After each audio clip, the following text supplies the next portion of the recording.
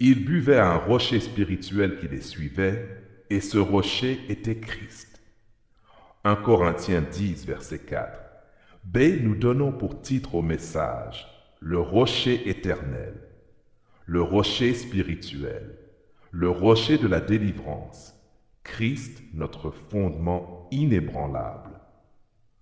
Frères et sœurs bien-aimés, dans les vastes étendues du désert du Sinaï, sous un soleil implacable qui transforme le sable en fournaise, 600 000 hommes, sans compter les femmes et les enfants, marchent vers une promesse. Leurs lèvres sont desséchées, leur gorge brûle, leur corps affaibli réclame l'eau qui donne la vie. Derrière eux, l'esclavage de l'Égypte. Devant eux, l'incertitude du lendemain. Et pourtant, au cœur de cette adversité, un miracle se produit. Un rocher, simple en apparence, devient la source de leur survie. Imaginez un instant cette scène extraordinaire. Moïse, le bâton levé, frappe le rocher sur l'ordre de l'Éternel. Et voilà que jaillit une source abondante, pure, rafraîchissante. L'eau coule, les multitudes se désaltèrent, les enfants rient à nouveau, les cœurs se réjouissent. Ce rocher, nous dit l'apôtre Paul dans sa révélation divine, n'était pas simplement de la pierre inerte. Ce rocher était Christ lui-même. Cette vérité nous saisit aujourd'hui avec une force nouvelle. Dans un monde où tant de fondements s'effritent, où les certitudes vacillent, où les promesses humaines se révèlent fragiles comme du verre, nous avons besoin de retrouver cette source intarissable qu'est notre Seigneur Jésus-Christ. Combien d'entre nous traversent aujourd'hui leur propre désert? Combien marchent dans l'aridité de la souffrance, de la déception, de la solitude? Combien ont soif de cette eau vive que seul Christ peut donner? Le rocher de nos ancêtres dans la foi continue de suivre chaque génération de croyants, offrant toujours cette eau de vie à ceux qui ont soif. Mais ce rocher n'est pas seulement une source d'eau, il est bien plus encore. Il est le symbole vivant de tout ce que Christ accomplit dans nos vies. Il est le rocher de la rédemption qui nous rachète de nos péchés. Il est le rocher de la restauration qui répare nos vies brisées. Il est le rocher de la résolution qui nous donne des réponses à nos questionnements les plus profonds. Il est le rocher de la réjouissance qui remplit nos cœurs d'une joie ineffable. Cette révélation de Paul aux Corinthiens nous transporte au-delà du simple récit historique. Elle nous révèle une vérité spirituelle éternelle. Christ a toujours été présent avec son peuple, même quand il ne le reconnaissait pas pleinement. Il était là dans le désert, pourvoyant à leurs besoins, les accompagnant dans leur pérégrination, anticipant déjà l'œuvre de salut qu'il accomplirait sur la croix. Cette présence constante de Christ dans l'histoire de son peuple nous interpelle aujourd'hui. Elle nous rappelle que notre Sauveur n'est pas un Dieu distant, indifférent à nos luttes quotidiennes.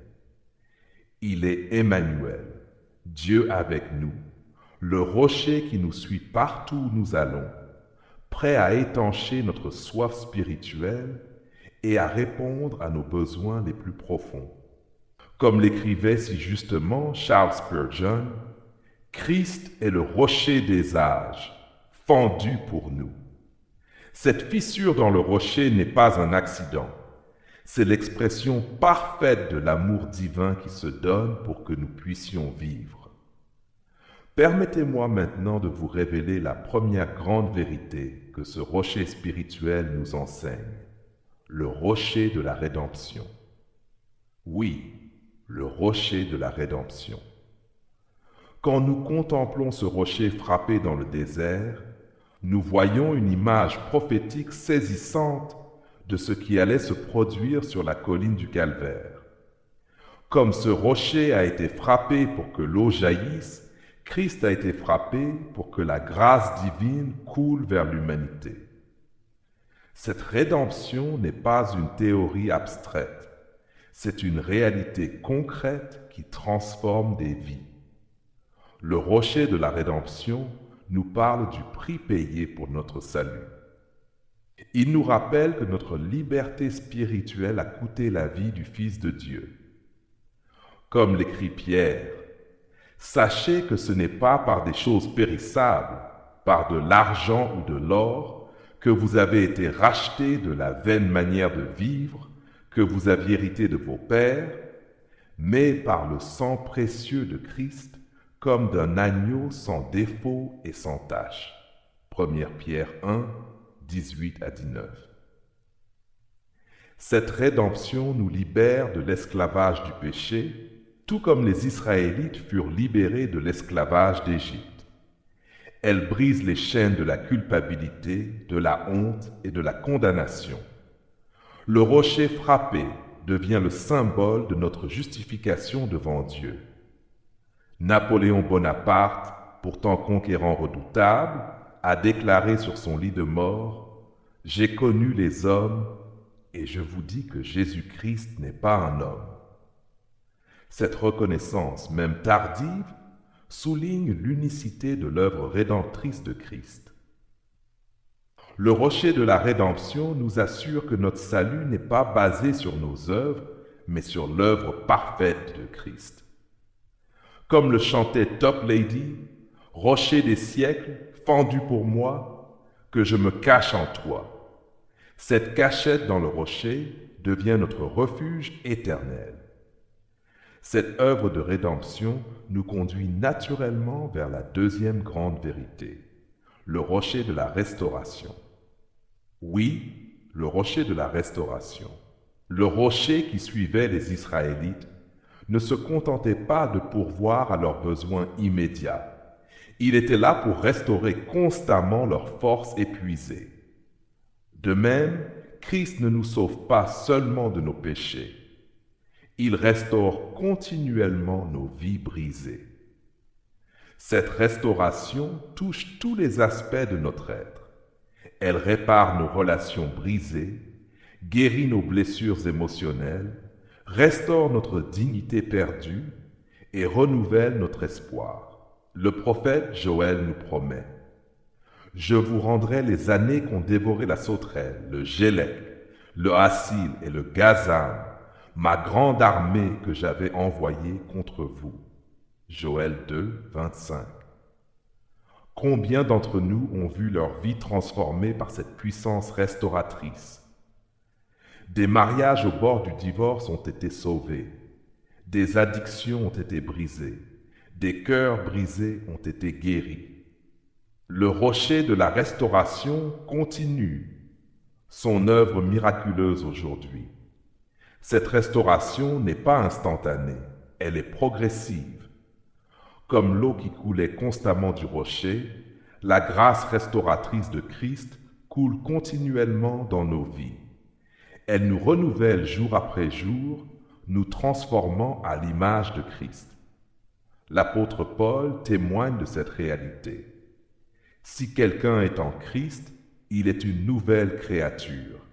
Les choses anciennes sont passées. Voici, toutes choses sont devenues nouvelles. 2 Corinthiens 5, 17. Cette transformation n'est pas seulement spirituelle, elle affecte toute notre existence. Le rocher de la restauration nous rappelle que Dieu ne gaspille rien dans nos vies. Même nos échecs, nos douleurs et nos cicatrices peuvent devenir des instruments de sa gloire. Comme l'a dit Victor Hugo, il n'y a rien comme un rêve pour créer l'avenir. Christ restaure nos rêves brisés et nous donne un avenir plein d'espoir. Cette restauration nous amène à découvrir la troisième dimension de notre rocher, le rocher de la résolution. Oui, le rocher de la résolution. Dans le chaos du désert, face aux défis insurmontables, le rocher apportait plus que de l'eau, il apportait des réponses. De même, Christ est le rocher de la résolution qui répond à nos questions les plus profondes et résout nos dilemmes les plus complexes. Cette résolution touche d'abord notre relation avec Dieu. Le péché avait créé un abîme infranchissable entre l'humanité et son Créateur. Christ, par son sacrifice, a comblé cet abîme. Il a résolu le problème de la justice divine et de l'amour divin. Comment Dieu peut-il être à la fois juste et justifiant? La réponse se trouve dans le rocher frappé du calvaire.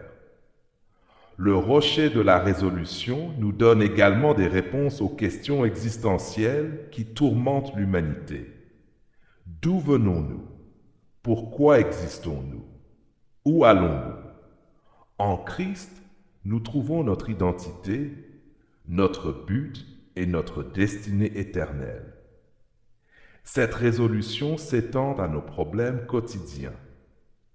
Quand nous ne savons plus quelle décision prendre, quand les chemins semblent se multiplier devant nous, le rocher de la résolution nous guide. Je te conseillerai et te regarderai, nous promet l'Éternel dans le psaume 32, verset 8.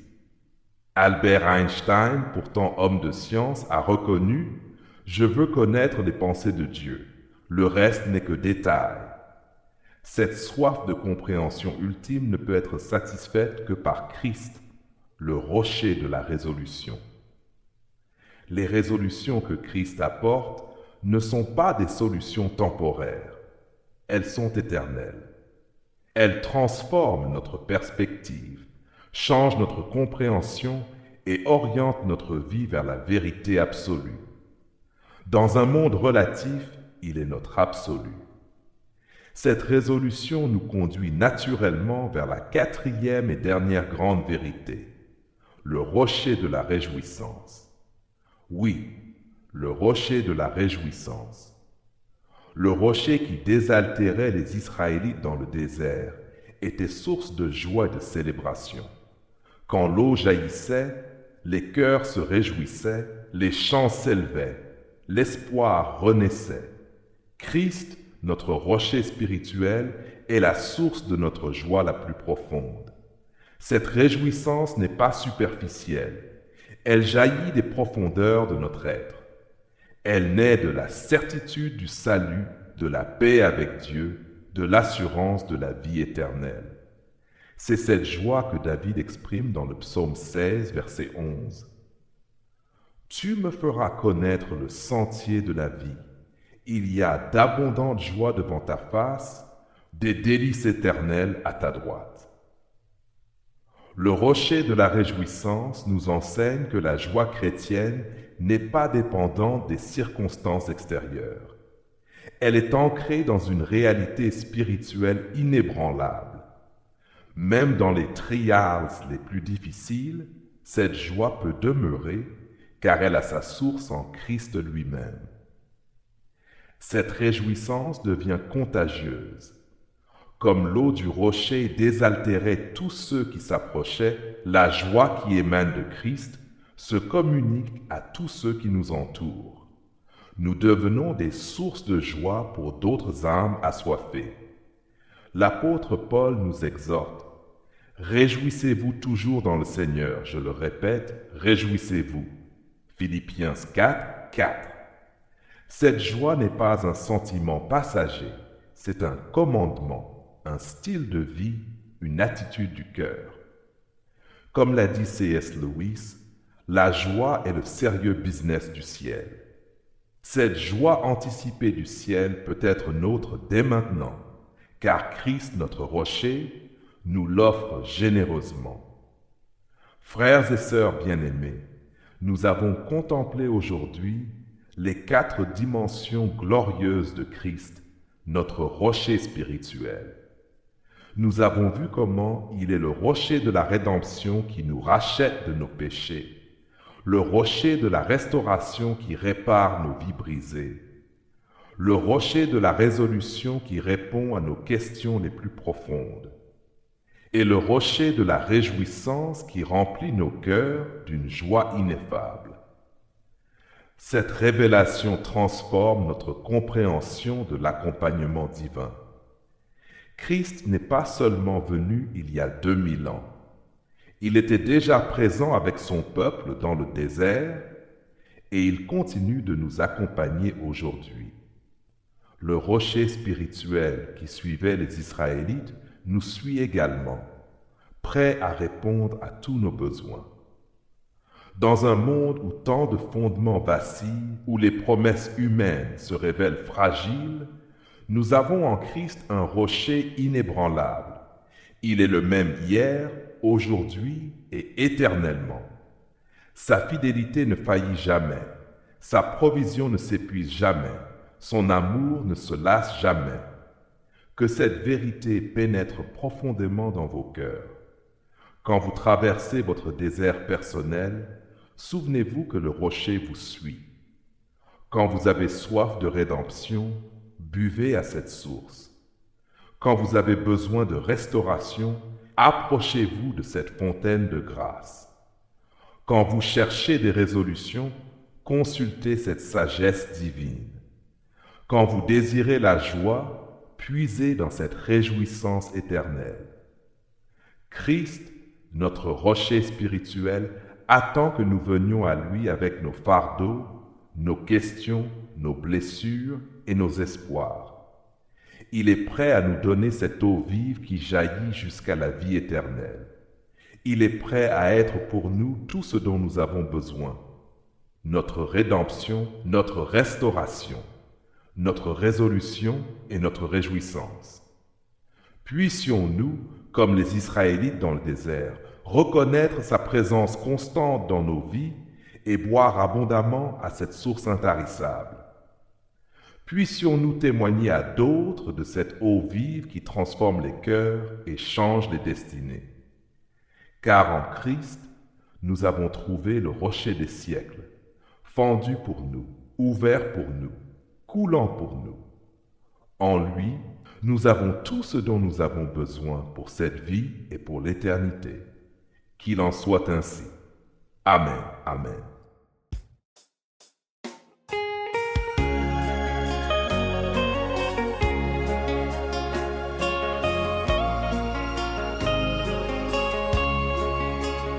Rocher d'âge, fendu pour moi, laisse-moi me cacher en toi, laissez l'eau avec le sang, sorti de ton flanc percé, être un double remède, me sauver, me rendre pur. Alléluia.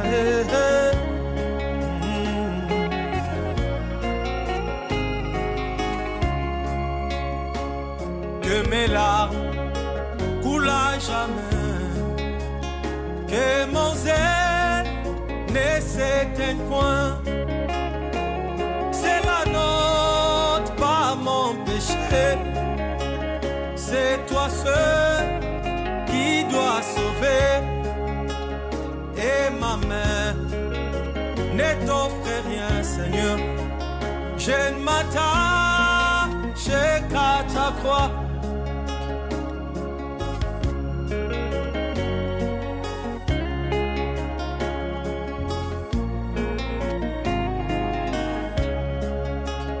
Alors que j'aspire ce souffle, quand mes yeux se fermeront, et quand je m'élèverai, je te verrai sur ton trône, rocher d'âge, fendu pour moi, laisse-moi me cacher en toi. Rocher, rocher, laisse-moi me cacher en toi. Alléluia, laisse-moi me